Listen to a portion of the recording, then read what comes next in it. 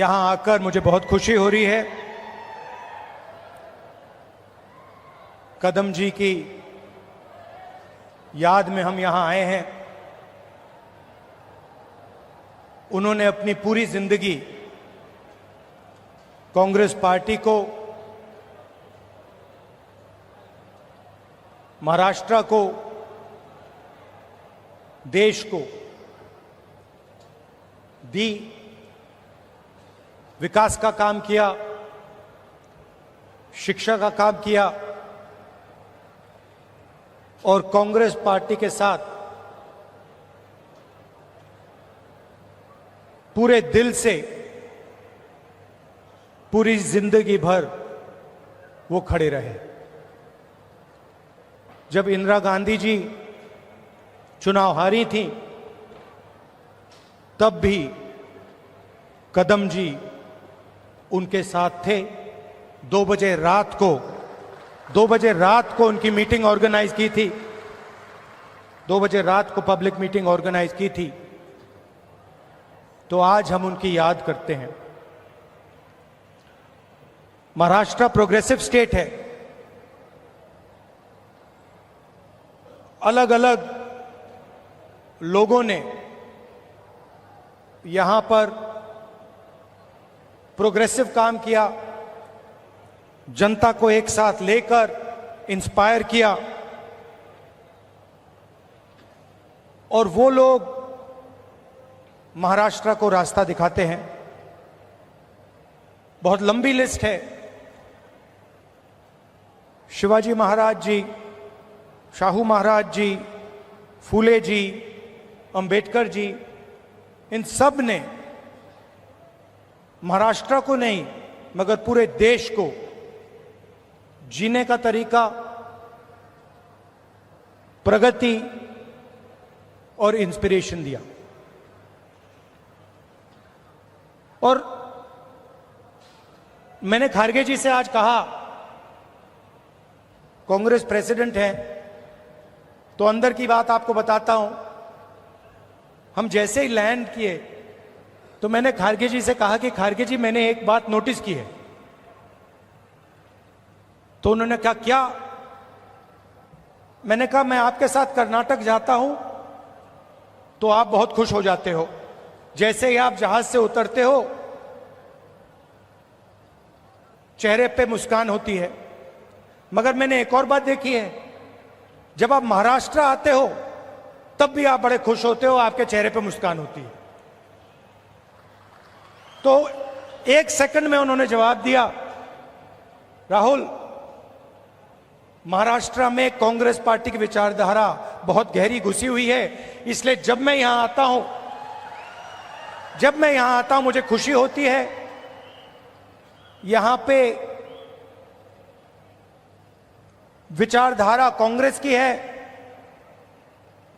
अंबेडकर जी की है, शिवाजी महाराज, फूले जी की है। और इसीलिए मुझे यहां आकर उतनी ही खुशी होती है जितनी मुझे कर्नाटक में जाकर होती है। और यही मेरी फीलिंग है। जब भी मैं महाराष्ट्र आता हूं मुझे लगता है कि ये जो प्रदेश है हमारी विचारधारा का गढ़ है, फाउंडेशन है। और आप लोगों के डीएनए में हमारी विचारधारा है। और लड़ाई विचारधारा की है। जो आप हिंदुस्तान में देख रहे हैं ये सिर्फ पॉलिटिक्स नहीं है। पहले पॉलिटिक्स चलती थी, राजनीति चलती थी। आज हिंदुस्तान में आइडियोलॉजिकल लड़ाई चल रही है, विचारधारा का युद्ध चल रहा है। और एक तरफ कांग्रेस पार्टी और ये सब महापुरुष और दूसरी तरफ बीजेपी। हम सोशल प्रोग्रेस चाहते हैं, हम सबको जोड़कर एक साथ आगे ले जाना चाहते हैं। और वो चाहते हैं कि चुने हुए लोगों को हिंदुस्तान का पूरा फायदा मिले, दलित दलित रहे,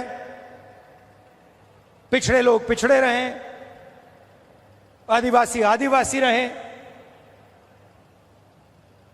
और जो जात का ढांचा है वो वैसा का वैसा रहे, ये हम दोनों के बीच में लड़ाई है। और ये आपको पूरे देश में दिखेगी। वो नफरत फैलाते हैं, हिंसा फैलाते हैं, एक धर्म को दूसरे धर्म से लड़ाते हैं, एक जात को दूसरी जात से लड़ाते हैं, एक भाषा को दूसरी भाषा से लड़ाते हैं। मणिपुर देखिए, पहली बार हिंदुस्तान की हिस्ट्री में सिविल वॉर जैसा माहौल बना हुआ है, मगर आज तक 1.5 साल हो गया, आज तक हिंदुस्तान के प्रधानमंत्री मणिपुर नहीं गए, जा ही नहीं सकते, क्योंकि वहां पे बीजेपी के लोगों ने आग लगाई। तो ये लड़ाई चल रही है। भारत जोड़ो यात्रा में कन्याकुमारी से हम कश्मीर चले। लोग कहते हैं कि राहुल गांधी कन्याकुमारी से कश्मीर चला। नहीं, मैं अकेला नहीं चला था, लाखों लोग हमारे साथ कन्याकुमारी से कश्मीर चले थे। महाराष्ट्र में, केरल, तेलंगाना, उत्तर प्रदेश, मध्य प्रदेश, हर प्रदेश के लोग चले थे। और एक लक्ष्य था, जो एक लाइन में हमने कह दिया, नफरत के बाजार में मोहब्बत की दुकान खोलनी। हमें नफरत की राजनीति नहीं चाहिए, नफरत का हिंदुस्तान नहीं चाहिए, हमें मोहब्बत की राजनीति चाहिए, मोहब्बत का हिंदुस्तान चाहिए। हम भाईचारा देखना चाहते हैं, हम एक दूसरे की इज्जत करना चाहते हैं। यह फर्क है। आप देखिए, देश के कोने कोने में ये लोग नफरत फैलाते हैं, और ये नई चीज नहीं है, ये सदियों से कर रहे हैं। और ये विचारधारा की लड़ाई भी पुरानी है। आज ये लड़ाई कांग्रेस पार्टी और बीजेपी के बीच में है। इससे पहले यही लड़ाई फूले जी ने लड़ी, यही लड़ाई शिवाजी महाराज ने लड़ी। विचारधारा उनकी और हमारी मिलती है। उनकी विचारधारा में और कांग्रेस पार्टी की विचारधारा में कोई फर्क नहीं। चाहे वो अंबेडकर जी हों, शाहू जी महाराज हों, शिवाजी महाराज हों, फूले जी हों, अगर आप उनको पढ़ें, उनके आइडियाज को देखें, समझें, तो आपको पता लगेगा कि फूले जी के आइडियाज, अंबेडकर जी के आइडियाज, शिवाजी महाराज के आइडियाज हमारे कॉन्स्टिट्यूशन में आज है। और चुनाव में हमने साफ कह दिया कि लड़ाई विचारधारा की है। बीजेपी के लोग हिंदुस्तान के संविधान को खत्म करना चाहते हैं। सीधी सी बात है, आप देख लीजिए, जहां भी ये अपने लोग डाल सकते हैं, वहां ये अपने लोग डाल देते हैं। चाहे वो इलेक्शन कमीशन हो, चाहे वो शिक्षा के इंस्टीट्यूशंस हो, लीगल सिस्टम हो, ब्यूरोक्रेसी हो, ये मेरिट नहीं देखते हैं। आज हिंदुस्तान में इनकी आंखों में एक ही तरीका का मेरिट है। अगर आप आरएसएस के हो तो मेरिट है, अगर आरएसएस के नहीं हो तो आपके लिए इन संस्थाओं में कोई जगह नहीं। और हर रोज ये कॉन्स्टिट्यूशन पर आक्रमण करते रहते हैं, कोई ना कोई नया तरीका ये निकालते रहते हैं। हमने जाति जनगणना की बात की। हमने कहा कि देखिए, देश में पता लगाना है कि किसकी कितनी आबादी है और किसका कितना हक बनता है। मैंने कुछ गलत बोला? सही बोला ना? कि ये पता लगाना है, अलग अलग वर्ग के लोग हैं, ये कितने हैं, इनकी आबादी कितनी है, और इनका हक क्या है और कौन सी संस्थाओं में इनके लोग हैं। एक प्रकार से हम स्नैपशॉट लेना चाहते हैं कि हिंदुस्तान में आज क्या हालात है। बीजेपी के लोग एकदम कहते नहीं, हमने दबाव डाला, न्याय यात्रा की, और पहले ये सारे के सारे लोग कहते थे कि जाति जनगणना के हम खिलाफ हैं। आरएसएस के लोग कहते थे, बीजेपी के लोग कहते थे, इनके नेताओं के बयान हर रोज आते थे कि जाति जनगणना नहीं होना चाहिए। हमने दबाव डाला और कुछ दिन पहले कंफ्यूजन में आरएसएस कहती है कि हां, जाति जनगणना जरूरी है। अगर आप आज कह रहे हो कि जाति जनगणना जरूरी है, तो पिछले 6 महीने में आप क्या कह रहे थे? मैं आपको बता रहा हूं, पार्लियामेंट में हमने कहा है, पार्लियामेंट के फ्लोर में, लोकसभा में मैंने कहा है, कुछ भी हो जाए जाति जनगणना करवाएगी कांग्रेस पार्टी, करवाएगी, हमारा गठबंधन करवाएगा। क्योंकि हम जानना चाहते हैं, हम देश की सच्चाई समझना चाहते हैं। इस देश के धन का फायदा किसको हो रहा है, कौन से वर्ग को हो रहा है, किसको नहीं हो रहा है, यह हम जानना चाहते हैं और यह हम काम करवा के दिखाएंगे। भाइयों और बहनों, आज हमने कदम जी की मूर्ति का उद्घाटन किया और जब मैं वहां था, मैं सोच रहा था कि कदम जी ने 60 साल आपके साथ काम किया, ट्रांसपेरेंसी के साथ, मोहब्बत के साथ उन्होंने काम किया, ईमानदारी के साथ उन्होंने काम किया। 60 साल में उन्होंने आपसे कभी माफी नहीं मांगी। क्यों नहीं मांगी? क्योंकि जरूरत नहीं पड़ी। यह सच्चाई है। माफी वही मांगता है जो गलत काम करता है। जिसने गलती ही नहीं की, उसको माफी किस चीज की मांगनी है? यहां कुछ ही दिन पहले शिवाजी महाराज की मूर्ति बनाई गई और मैंने अखबार में पढ़ा कि प्रधानमंत्री ने कहा, मैं शिवाजी महाराज से माफी मांगता हूं। अब मैं ये समझना चाहता हूं, प्रधानमंत्री जी ने किस कारण माफी मांगी? अलग अलग कारण हो सकते हैं।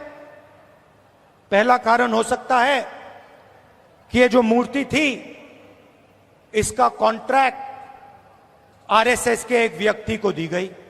पहला कारण यह हो सकता है। शायद प्रधानमंत्री जी कह रहे हैं कि नहीं, मैंने गलती की, मुझे यह कॉन्ट्रैक्ट आरएसएस के व्यक्ति को नहीं देनी थी, यह मुझे कॉन्ट्रैक्ट मेरिट पे देना था। शायद वो गलती हो सकती है। दूसरी गलती हो सकती है कि मूर्ति के बनने में भ्रष्टाचार हुआ, चोरी हुई। शायद प्रधानमंत्री इसके लिए माफी मांग रहे हैं कि मैंने जिसको कॉन्ट्रैक्ट दिलवाया उसने भ्रष्टाचार किया, महाराष्ट्र के लोगों से चोरी की।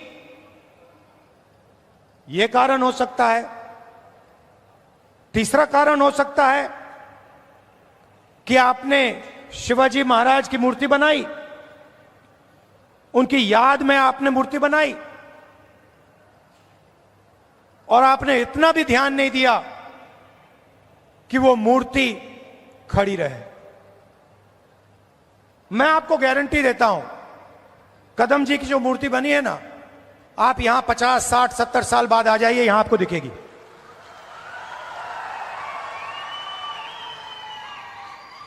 और शायद सबसे बड़े महापुरुष शिवाजी महाराज जी की मूर्ति बनती है और कुछ ही दिनों में भ्रष्टाचार के कारण, गलत व्यक्ति को कॉन्ट्रैक्ट देने के कारण वो मूर्ति गिर जाती है।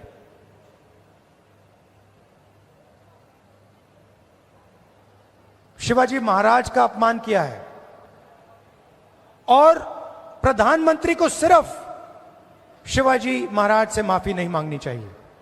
अगर माफी मांग रहे हैं तो महाराष्ट्र के हर व्यक्ति से माफी मांगनी चाहिए और प्रधानमंत्री जी को यह भी समझाना चाहिए कि आप सिर्फ 2 लोगों की सरकार क्यों चलाते हो। जहां भी हम देखते हैं बड़े से बड़े कॉन्ट्रैक्ट अदानी और अंबानी जी को मिलते हैं। मैंने पार्लियामेंट में भाषण दिया। पार्लियामेंट में किसी का नाम लिया जा सकता है, मगर पहली बार मुझे कहा गया कि पार्लियामेंट हाउस में अपने भाषण में मैं अदानी और अंबानी का नाम नहीं ले सकता हूं। तो फिर मैंने कहा ठीक है भैया, आप चाहते हो कि मैं ना लूं, मुझे कुछ ना कुछ तो कहना पड़ेगा। अगर अंबानी अदानी नहीं चाहते हैं तो मैं कुछ और कह देता हूं। तो मैंने उनका नया नाम बनाया है A1 और A2। पूरा का पूरा काम A1 और A2 का हो रहा है। प्रधानमंत्री जी ने इसके लिए माफी किसी से नहीं मांगी।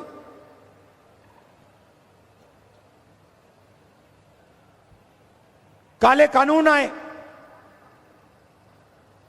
किसानों से उनका हक छीनने वाले कानून, 700 किसान शहीद हुए। हमने पार्लियामेंट में कहा कि 2 मिनट इनके लिए मौन रखा जाए। हमें कहा जाता है नहीं, ये शहीद नहीं है।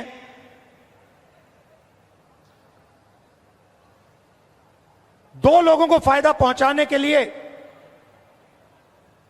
हिंदुस्तान के सारे स्मॉल और मीडियम बिजनेसेस को खत्म कर दिया। जो लोग इस देश को रोजगार देते हैं उनको नोटबंदी से, गलत जीएसटी से आपने खत्म कर दिया। अरबपतियों का रास्ता खोलने के लिए उनसे भी आप माफी मांगिए, नोटबंदी की माफी मांगिए, गलत जीएसटी की माफी मांगिए। और नतीजा क्या है कि आज अगर युवा रोजगार चाहता है, सिर्फ महाराष्ट्र में नहीं, पूरे देश में कहीं भी अगर रोजगार चाहता है, उसे रोजगार नहीं मिल सकता। क्यों? क्योंकि जो कंपनियां उसे रोजगार देती थी, जो छोटी कंपनी थी, मिडिल साइज कंपनी थी, वो सब बंद हो गई, खत्म हो गई। भाइयों और बहनों, अंबानी और अदानी इस देश को रोजगार नहीं दे सकते हैं। रोजगार कौन दे सकता है? रोजगार छोटे बिजनेस वाले दे सकते हैं, रोजगार मीडियम साइज बिजनेस वाले दे सकते हैं, जो छोटी फैक्ट्रियां चलाते हैं, मिडिल साइज फैक्ट्रियां चलाते हैं, जो चीजें बनाते हैं, ये लोग दे सकते हैं। आज हिंदुस्तान में नया मॉडल है, चाइना का माल आता है, वही 10-12 अरबपति उस माल को बेचते हैं।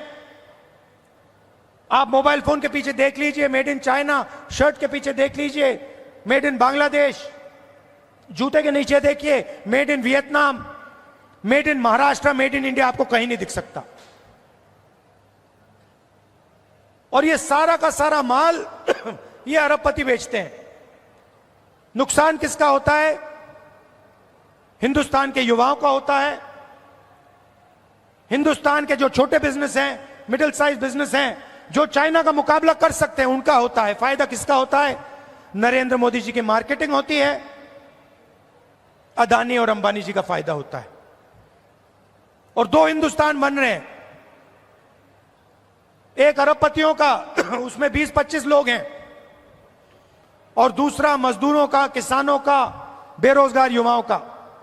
भाइयों और बहनों, 16 लाख करोड़ रुपए 16 लाख करोड़ रुपए नरेंद्र मोदी जी ने इन 20-25 लोगों का कर्जा माफ किया है। किसानों का आज तक कर्जा माफ नहीं किया है। हमने 70,000 करोड़ रुपए किया था जब हमारी सरकार थी। आप सोचो, 70,000 करोड़ रुपए से हिंदुस्तान के सारे किसानों का कर्जा माफ किया था। इन्होंने 16 लाख करोड़ रुपए 22-25 लोगों को दिया है। ये हमारी लड़ाई है। हम चाहते हैं कि एक हिंदुस्तान हो। अगर बैंक के दरवाजे अरबपतियों के लिए खुले हैं, तो बैंक के दरवाजे किसानों के लिए, मजदूरों के लिए, युवाओं के लिए खुले होने चाहिए।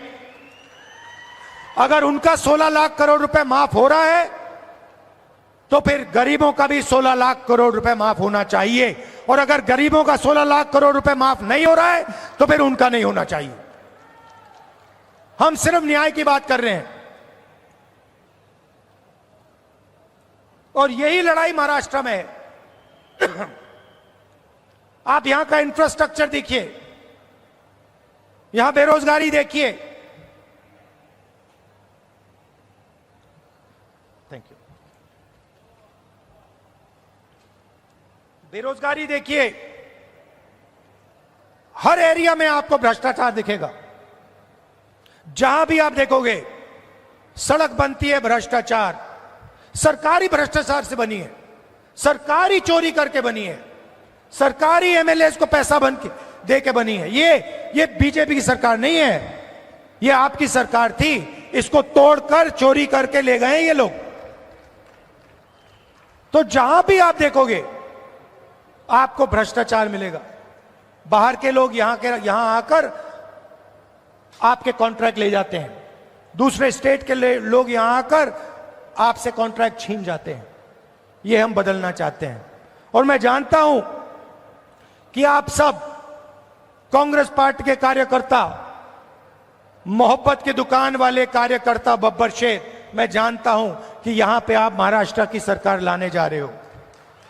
अपना खून पसीना देकर महाराष्ट्र की जनता की सरकार, किसानों की सरकार, बेरोजगार युवाओं की, मजदूरों की सरकार, हर वर्ग की सरकार आप लाने जा रहे हो। जहां भी आपको मेरी जरूरत होगी मैं आ जाऊंगा। आपको सिर्फ ऑर्डर देना है कि राहुल आपको यहां आना है, यहां आना है, यहां आना है, मैं हाजिर हो जाऊंगा। अंत में मैं आप सबको दिल से धन्यवाद देता हूं कि आप यहां आए, इतने प्यार से आपने मेरी बात सुनी। धन्यवाद, नमस्कार, जय हिंद।